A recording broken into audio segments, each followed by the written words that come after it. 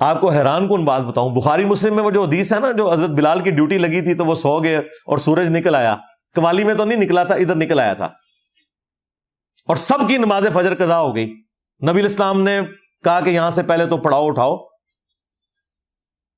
آگے جا کے پڑاؤ کریں گے، یہاں پہ شیطان کا غلبہ ہوا ہے، سارے سوئے رہ گئے، نماز کا وقت گزر گیا۔ نبی الاسلام نے اذان دلوائی، اس کے بعد